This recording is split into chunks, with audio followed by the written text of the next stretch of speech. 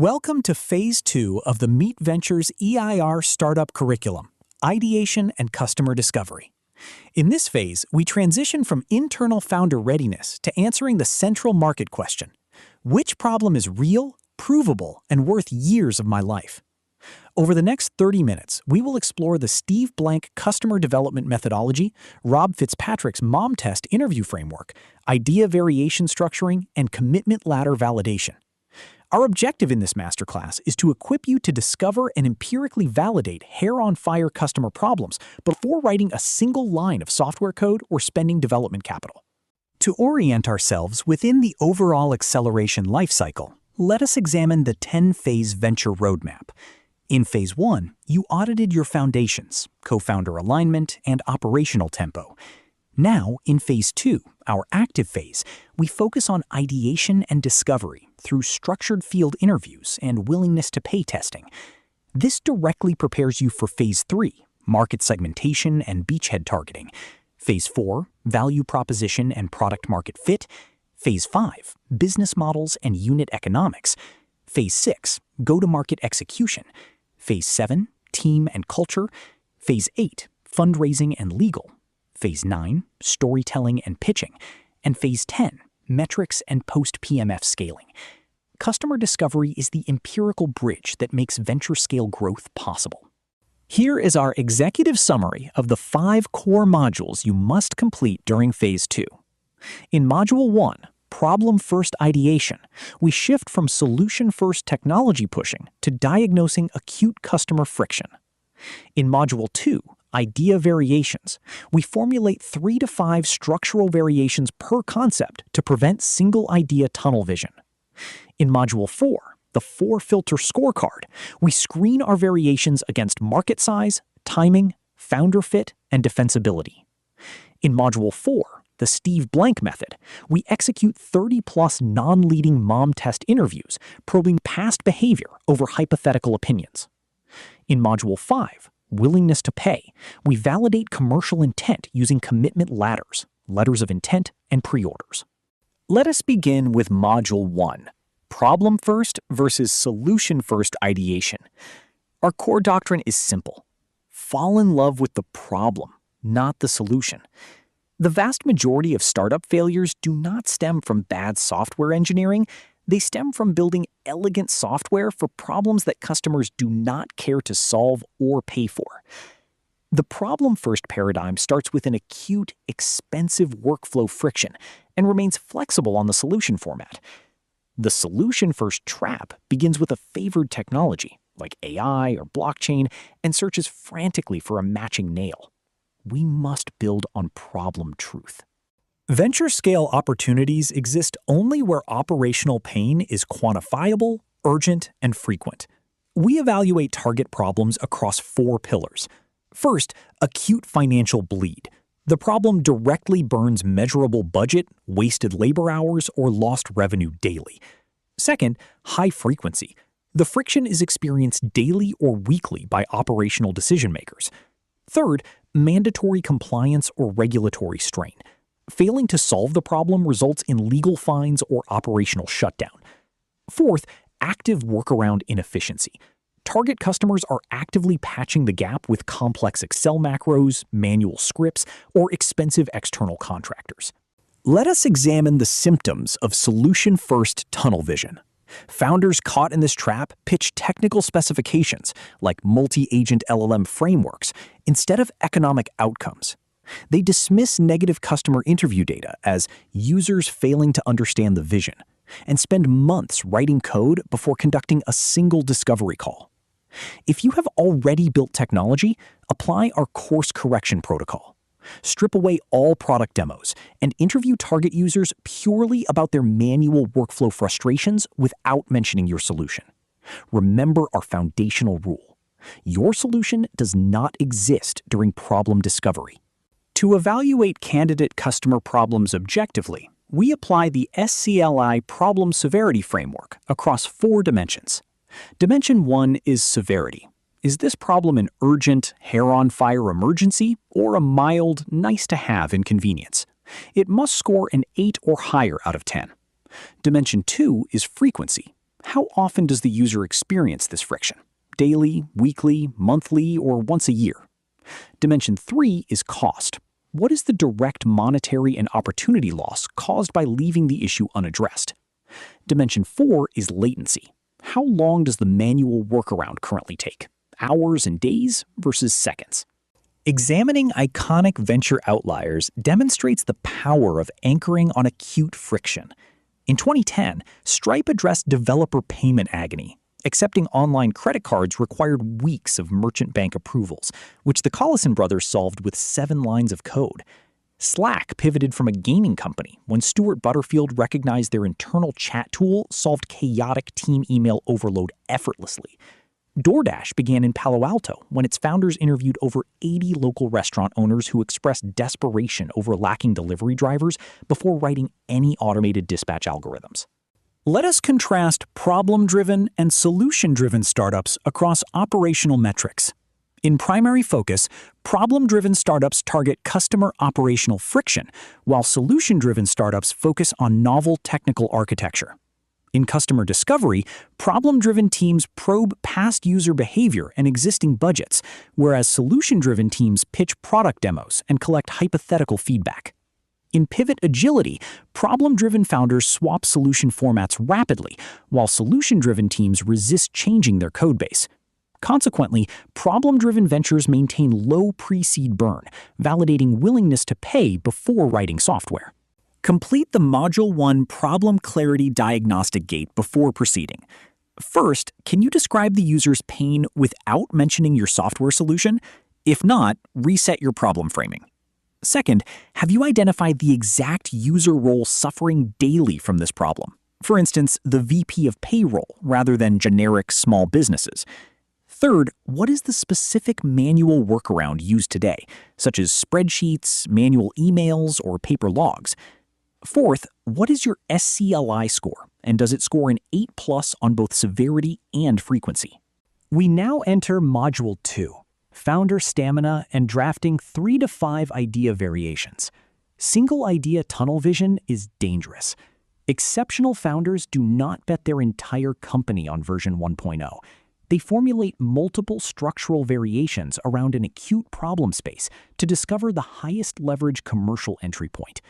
In this module, we will align your personal stamina with the problem territory, control for cognitive bias, and construct 3 to 5 distinct delivery models around the core customer friction. Building a venture-scale startup requires a 7 to 10-year commitment. Building in an uninspiring problem space leads directly to founder burnout during inevitable market downturns. The passion times problem matrix dictates that founders must survive hundreds of customer rejections, regulatory delays, and product pivots. A high stamina indicator is when a founder reads industry white papers, interviews users on weekends, and obsesses over market subtleties naturally. Avoid the opportunistic trap of picking a market solely because it looks trendy on TechCrunch with zero personal connection to the problem. Premature idea lock-in is a critical cognitive bias. When founders fall in love with a single, rigid concept, they filter all customer feedback through confirmation bias, ignoring obvious warning signs and wasting months pitching an unviable model. Instead, adopt the portfolio of hypotheses mindset. Treat your initial idea as merely one hypothesis out of 5 structural variations within a broader problem territory. If variation A encounters friction during discovery, you can pivot seamlessly to variation B without emotional distress. Here is how you construct 3 to 5 structural variations around a single problem. Variation A could be a B2B SaaS platform, a fully automated self-serve software platform sold on annual subscription seat licensing. Variation B could be a tech-enabled agency, a high-touch service powered by internal proprietary scripts to deliver immediate customer ROI. Variation C could be a B2B marketplace, connecting enterprise buyers directly with vetted service vendors and taking a 15% take rate. Variation D could be API developer infrastructure, a headless API embedded into enterprise software suites billed per API call. When discovery feedback invalidates an assumption, use the strategic pivot matrix across 3 axes. Axis 1 is a customer segment pivot. keeping the same problem and core technology, but changing the target customer, such as shifting from budget-constrained SMBs to mid-market enterprises. Axis 2 is a feature-to-product pivot, realizing that a single sub-feature of your complex software is what customers actually care about, and stripping away everything else. Axis 3 is a problem pivot, discovering that problem A is minor, but adjacent problem B represents an acute enterprise budget bleed. History shows that iconic venture-backed companies emerged from exploring idea variations. Twitter began as Odeo, a podcast directory. When Apple launched iTunes podcasting, Odeo's founders ran internal hackathons around status-sharing variations, ultimately creating Twitter. Instagram began as Bourbon, a cluttered location check-in app with gaming mechanics. Kevin Systrom analyzed usage data, noticed users ignored check-ins but loved sharing filtered photos, and stripped out all features except photo sharing. Remaining flexible on your solution format preserves venture option value. Before advancing, map 3 distinct variations of your core startup concept using this worksheet structure. Variant 1, your core model, targets mid-market B2B tech companies via a self-serve SaaS dashboard with per-seat monthly subscriptions.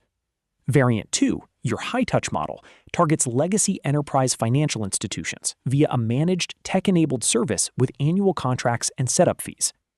Variant 3, your infrastructure model, targets fintech developers via an API and SDK built on call volume tiers. To summarize Module 2, we have locked in your target problem space while maintaining fluidity regarding execution formats. By establishing a pipeline of 3 to 5 structural variations, your founding team maintains high psychological resilience when conducting customer discovery calls. Your next operational step is screening and ranking these candidate variations using the institutional 4-filter scorecard in Module 3. Welcome to Module 3, Rigorous Idea Screening, the 4-filter scorecard. Before spending valuable weeks interviewing customers in the field, you must subject your candidate variations to 4 institutional venture filters. Filter 1 is market size, evaluating billion-dollar TAM potential. Filter 2 is timing and why now, identifying macro catalyst shifts. Filter 3 is founder fit, evaluating your team's unfair advantage. Filter 4 is structural moat, evaluating long-term defensibility. Filter 01 is market size and economic viability. We mandate a bottom-up TAM formula. Total addressable market equals the number of identifiable enterprise buyers multiplied by realistic annual contract value. For venture scale potential, bottom-up TAM must exceed $1 billion. Avoid the niche market trap. Solving a genuine problem for 500 total companies paying $1,000 per year creates a $500,000 business, viable as a boutique agency, but unfundable for venture capital. Filter 02 is timing. Why wasn't this company built 5 years ago? And why will it fail if started 2 years from now? Look for 3 catalysts. First, regulatory shifts, new laws, compliance mandates, or privacy acts like GDPR, HIPAA, or ESG requirements that force enterprises to adopt new software. Second, tech cost tipping points, inflection points where EPI pricing, AI model inference, or hardware sensors become tenfold cheaper, unlocking new business models. Third, behavioral inflections, mass cultural shifts in how consumers or workers operate. Filter 03 evaluates founder market fit and asymmetric leverage using the leverage match test. Does this specific idea variation directly leverage your team's existing domain network, proprietary technical IP, or lived industry experience? For example, an ex-cybersecurity engineer building B2B SOC compliance automation software with direct CISO relationships scores top marks because their background accelerates sales velocity and credibility. Filter 04 evaluates competitive intensity and moat potential.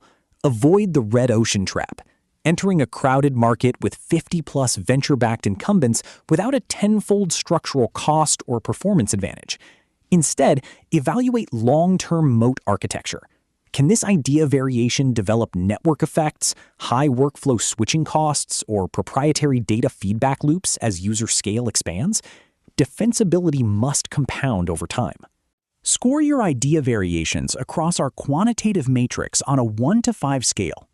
In our sample scorecard, variant 1, B2B SaaS, scores 5 on market size, 4 on timing, 5 on founder fit, and 4 on moats, achieving 18 out of 20 and earning selection as the primary hypothesis. Variant 2, Agency, scores 11 out of 20 due to limited market scale. Variant 3, API Infrastructure, scores 15 out of 20. Score your variations rigorously to select your primary concept. You have reached our Module 3 milestone gate. By applying the 4-filter scorecard, you have identified and selected your highest scoring venture hypothesis. You are now prepared to test this primary hypothesis against real customer behavior in the field. Our next operational mandate is to get out of the building and initiate customer discovery in Module 4. Module 4 introduces customer development and non-leading interviews, the Steve Blank method, and the MOM test. Discovery is not about pitching your idea, seeking validation, or collecting polite compliments. It is an empirical investigation into past user behavior, actual workflow habits, and historical budget expenditures. In this module, we will master the mechanics of interviewing decision-makers without biasing their responses. Steve Blank's first law of customer development states, "There are no facts inside your building. There are only founder opinions." A startup is a temporary organization designed to search for a repeatable, scalable business model. Your role in Phase 2 is not execution. It is searching for empirical truth. Our field discovery rule mandates conducting a minimum of 30 structured, face-to-face or video discovery interviews with target decision-makers before writing software. To extract unbiased truth, we implement Rob Fitzpatrick's MOM test, framing questions so that even people who love you cannot lie to you. Rule 1. Talk about their life, specific workflows, and past struggles, rather than pitching your software idea. Rule 2. Ask about specifics in the past.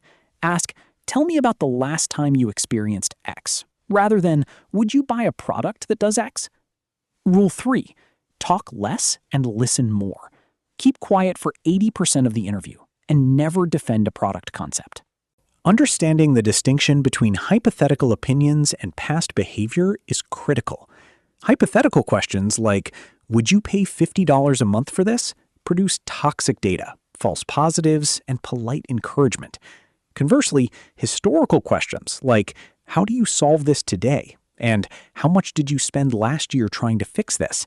uncover verifiable budgets, actual workarounds, and real operational pain. Base product decisions exclusively on past behavior. Follow this 4-part interview architecture for high-yield discovery calls. Minutes 0 to 3, context and role. Set expectations and clarify that you are conducting industry research, not selling software. Minutes 3 to 12, workflow exploration. Ask, "Walk me through how you handle X," and probe specific bottlenecks. Minutes 12 to 18, workarounds and spend. Probe current tools, manual hacks, labor hours, and existing software budgets. Minutes 18 to 20, referrals. Ask, "Who else should I speak with?" to secure warm introductions to industry peers. Transform leading questions into empirical truth probes. Instead of asking, "Do you think managing inventory is hard?" ask, "Walk me through the last time your inventory was out of stock," to assess real impact and frequency. Instead of asking, "Would you use an AI dashboard for this?" ask, "What tools do you currently use to track this daily?" to map existing workarounds. Instead of asking, "How much would you pay for software that fixes this?" ask, "What are you currently spending to solve this problem?" to verify budget allocation. After completing interviews, synthesize your qualitative notes using our 3-bucket transcript tagging method. Tag 1, anchor pain quotes. Highlight exact verbatim customer quotes expressing acute emotional or financial frustration. Tag 2, existing workarounds. Document specific manual spreadsheets, custom scripts, or third-party tools currently deployed. Tag 3, budget triggers. Record mentions of line item budgets, software approval thresholds, or procurement requirements. Before moving to Module 5, you must clear the 30-interview discovery gate. Conduct at least 30 interviews across your target customer profile. You have achieved discovery completion when you reach signal saturation, the point where the 31st interviewee repeats the exact same pain points, workflow bottlenecks, and workaround hacks as the previous 30 without revealing new variables. Welcome to Module 5, Testing Commercial Intent, the Commitment Ladder. Customer praise is free, but real commercial intent requires skin in the game. In this final module, we will explore how to differentiate true operational pain from polite encouragement, secure binding letters of intent, run concierge experiments, and pass our institutional go-no-go validation gate. Look for our two golden proof signals during customer validation. First, unprompted pain articulation. The interviewee brings up the specific workflow bottleneck within the first 5 minutes of the call without you steering them toward it. Second, active capital or labor workarounds. The enterprise is already spending cash on custom code, specialized consultants, or messy internal software to patch the problem. If both signals are present, you have identified genuine commercial demand. To verify commercial intent, escalate prospects up the 4-step commitment ladder. Level 1 is a time commitment. The prospect agrees to a 60-minute follow-up workshop or brings their technical team lead. Level 2 is a reputation commitment. The customer introduces you to their boss, procurement director, or peer executive. Level 3 is a non-binding LOI. The customer signs a formal letter of intent specifying intent to purchase upon MVP delivery. Level 4, the gold standard, is a financial deposit, securing a cash pre-order, deposit, or paid pilot contract before software is coded. When executing letters of intent with enterprise prospects, include 3 essential components.